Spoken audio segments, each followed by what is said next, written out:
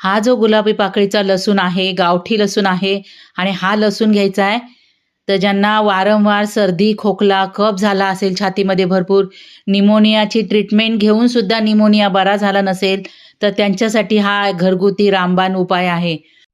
तर हा घरगुती उपाय आहे ना, तर 3 वर्षापासून मुलांना तुम्ही देऊ शकता.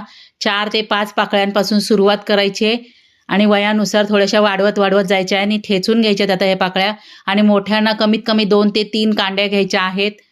चांगल्या ठेचायच्या आहेत. त्याच्यानंतर दूध घ्यायचं आहे आणि दूध किती घ्यायचं आहे, तर लहान मुलांसाठी साधारणतः 2 टेबलस्पून घ्यायचं आहे आणि मोठ्यांसाठी पाऊण कप दूध घ्यायचं आहे. गरम करून थंड केलेलं दूध घ्यायचं आहे.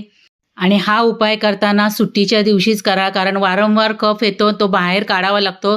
तर तुम्ही कामाला जात असाल, मुलं शाळेत जात असतील, तर तेव्हा हा उपाय करू नका. आता हा ठेचलेला लसूण आपल्याला दुधामध्ये टाकायचा आहे. त्याच्यानंतर चांगलं मिक्स करायचं आहे आणि गाळून घ्यायचं आहे. आणि हे सकाळी सकाळी रिकाम्या पोटी दूध घ्यायचं आहे. दूध घेतल्यानंतर उलटीसारखं होईल म्हणून उलटी होऊन द्यायची नाही. त्याच्यापेक्षा 10 ते 15 मिनटं तुम्ही गपचूप पडून राहायचं आहे. 2 तास ह्याच्यावर काही खायचं नाही. त्याच्यानंतर तुम्हाला 3-4 तासानंतर तुम्हाला रिझल्ट मिळायला सुरुवात होईल. छातीतला जो कफ आहे तो बाहेर पडण्यास मदत होते. थोडासा खोकला वाढेल, घाबरून जाऊ नका. पण हा उपाय इतका रामबाण उपाय आहे. निमोनियावाल्यांनी 2 ते 3 दिवस करा, बाकीच्यांनी एकदाच हा उपाय करा.